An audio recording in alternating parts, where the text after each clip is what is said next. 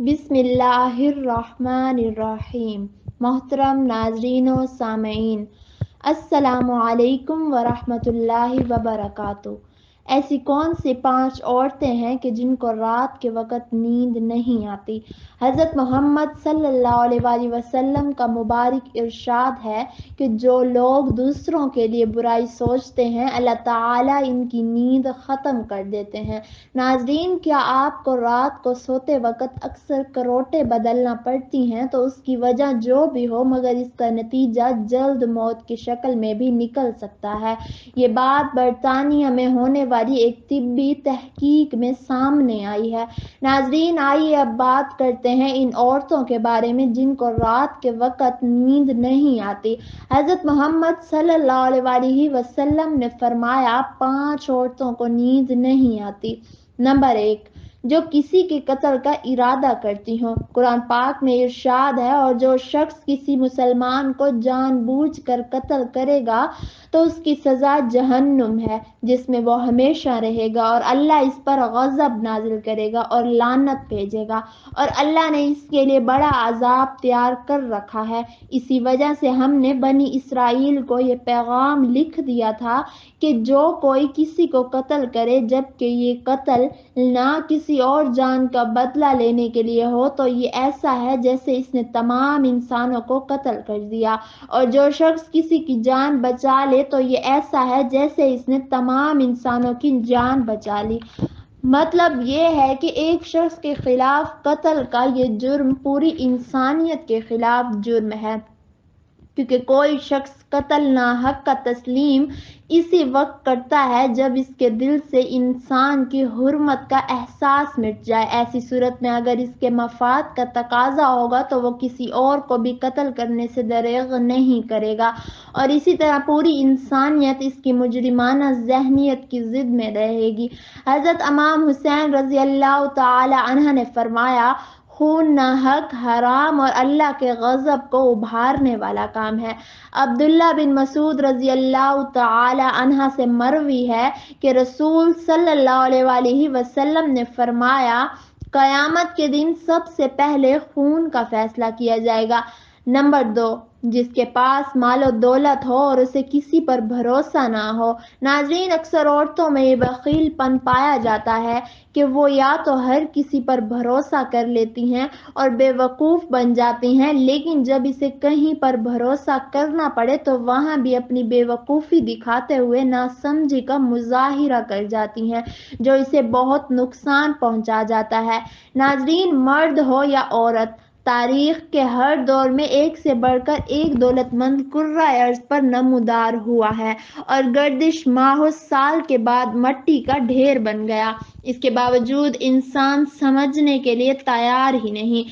دولت کے انبار پانے کے بعد صرف پیغمبر صلی اللہ علیہ وآلہ وسلم اور اولیاء کرام ہی استقامت پر کھڑے نظر آئے، ورنہ زیادہ تر دولت نے انسان کا دماغ خراب کیا اور انسان غرور کا شکار ہوا، اور پھر یہی وہ مقام ہے جہاں پر اس کائنات کا خالق حرکت میں آتا ہے، اور پھر وہ دراز رسی کو کھینچ کر انسان کو نشان عبرت بنا دیتا ہے۔ اس کی سب سے عبرت انگیز مثال قارون ہے۔ بیماری نے دولت سے کہا کہ تم کتنی خوش نصیب ہو کہ ہر کوئی تمہیں پانے کی کوشش کرتا ہے، اور میں کتنی بد نصیب ہوں کہ ہر شخص مجھ سے دور بھاگتا ہے۔ تو دولت بولی، خوش نصیب تم ہو جسے پا کر لوگ اپنے اللہ کو یاد کرتے ہیں، اور بد نصیب میں ہوں جسے پا کر لوگ اپنے اللہ کو بھول جاتے ہیں۔ نمبر 3، وہ جس نے لوگوں سے بہت سی جھوٹی باتیں کہی ہوں۔ ناظرین، یہ ہر عورت کی فطرت میں شامل ہے کہ وہ جب باتیں کرنا شروع ہو جائے تو دنیا کی کوئی طاقت اسے روک نہیں سکتی، اور یہیں اس کی حماقت اسے لے ڈوبتی ہے۔ جب عورت باتیں کرنا شروع کرتی ہے تو وہ جذباتی ہو جاتی ہے اور اسے جھوٹ سچ کا بھی خیال نہیں رہتا، اور پھر یہی چیز اس کی رات کی نیندیں حرام کر دیتی ہے۔ حدیث شریف میں ہے کہ جھوٹے گواہ کے قدم ہٹنے بھی نہ پائیں گے، اللہ تعالیٰ اس کے لیے جہنم واجب کر دے گا۔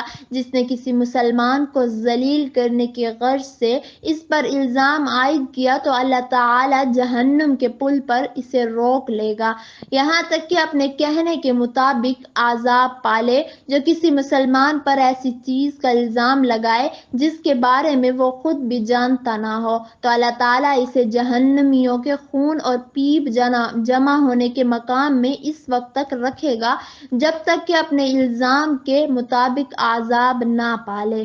نمبر 4 وہ ہے کہ جس کی ذمہ داری زیادہ ہو لیکن اس کے پاس دینے کے لیے کچھ نہ ہو۔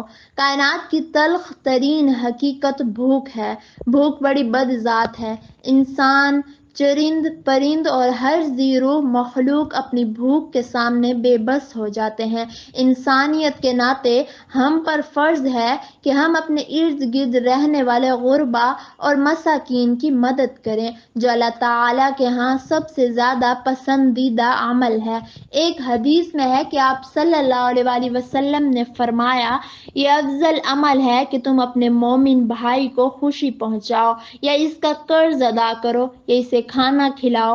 صاحب استطاعت پر واجب ہے کہ وہ مستحقین کی اپنی استطاعت کے مطابق مدد کرے۔ نمبر 5 وہ جو کسی کے عشق میں مبتلا ہو اور جدائی سے ڈرتا ہو۔ کسی اپنے کی جدائی آسان نہیں ہوتی۔ اس جدائی کا احساس آپ کی دنیا کو برباد کر سکتا ہے اور آپ ڈپریشن کو بھڑکا سکتا ہے۔ وجہ چاہے کچھ بھی ہو، کچھ لوگ جدا ہونے کے بعد جلد ہی قبول کر دیتے ہیں اور آگے بڑھتے ہیں، لیکن کچھ کو ڈپریشن کا سامنا کرنا پڑ سکتا ہے۔ اب سائنس کی تحقیق کے مطابق یہ ہے کہ جن افراد کو رات کو نیند نہیں آتی یا آدھی رات کو جاگ جاتے ہیں، ان میں موت جلد آنے کا خطرہ زیادہ ہوتا ہے۔ اس تحقیق میں 5 لاکھ درمیانی عمر کے افراد کو شامل کیا گیا تھا اور دریافت کیا گیا کہ نیند کے مسائل سے دوچار افراد، بالخصوص ذیابیطس کے مریضوں میں، اس کے نتیجے میں کسی بھی وجہ سے موت کا خطرہ 87% تک بڑھ جاتا ہے۔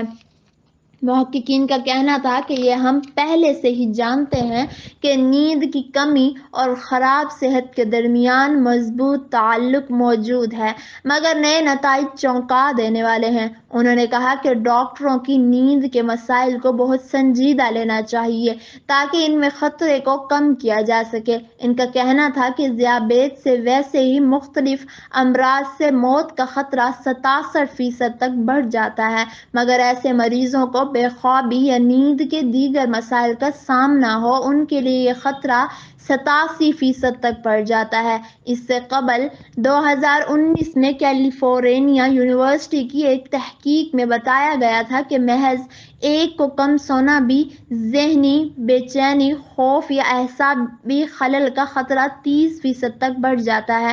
محققین کا کہنا تھا کہ ہم نے گہری نیند کا ایک نیا فائدہ دریافت کیا ہے جو رات بھر میں دماغی کنکشن دوبارہ منظم کر کے ذہنی تشویش اور بے چینی کو کم کر دیتا ہے۔ نیند کی کمی سے ذہن بوجھل ہو جاتا ہے، جبکہ زیادہ سونا حالت کو بہتر بناتا ہے۔ اللہ تعالی ہم سب کو اپنے راستے پر چلنے کی توفیق عطا فرمائے اور اللہ پاک ہم سب کو 5 وقت کی نماز پڑھنے کی توفیق عطا فرمائے۔ آمین ثم آمین۔